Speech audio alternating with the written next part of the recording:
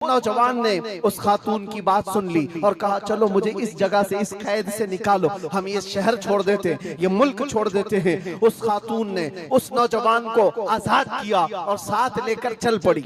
शहर भी छोड़ दिया, बाहर निकल पड़े। रात का वक्त है, अचानक वो आधा रास्ता तय किए कि पीछे से घोड़ों के दौड़ने की आवाज आई। तवज्जो चाहता हूँ, एक फौज आ रही है और हिनहिनाने वाले घोड़ों की आवाजें आने लगी। दोनों डर गए। नए लोग हैं, नौजवान लड़का है, नौजवान लड़की है और शहर से भागे हुए हैं, दीन इस्लाम कबूल करके निकले हुए हैं। बादशाह को हो सकता है खबर हो गई होगी, वजीर को पता चल गया होगा कि कैद से निकला हुआ ये फरार मुजरिम हमारा शहर छोड़कर जा रहा है। पूरी फौज आती हुई नजर आ रही थी। ये दोनों एक दरख्त के पीछे ओट पर छुप कर खड़े हो गए। पता नहीं अब इसके आगे क्या होने वाला है, हमें गिरफ्तार कर लिया जाएगा, हो सकता है हमारा भी अंजाम वही होगा जो हमारे दो भाइयों के साथ हुआ। लेकिन इत्तेफाक की बात है, वो घोड़े करीब से करीब आते गए, वो फौज करीब आ गई और जब आ गई तो करीब आकर वो फौज रुक गई। इन्होंने देखा नहीं ये फौज कौन थी, ये लोग कौन थे। दरख्त के पीछे छुपे हुए हैं नौजवान और वो दुशीजा। अचानक आने वाली फौज में से एक गरजती हुई आवाज आती है। नाम लेकर के नौजवान का पुकारा जाता है, ऐ फलां बिन फलां बाहर आ जा, बाहर आ जा।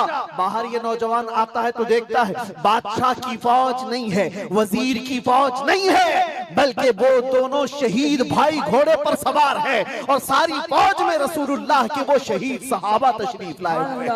नारे तकबीर, नारे रिसालत, नारे रिसालत। ये नौजवान घबरा गया और पूछा, मैं अपने भाइयों को देख रहा हूँ घोड़ों पर सवार हैं। चंद दिनों पहले बादशाह ने खोलते हुए तेल में इनको उड़ेल दिया था, इनके जिस्मों को जला दिया था। ये देख करके आप कपकपी जिस्म पर तारी है, भीगी आंखों से पूछने लगा, बड़े भाई आप लोगों को जला दिया गया था, तेल में खोलते हुए डाल दिया गया था, आप लोग यहाँ कैसे आए?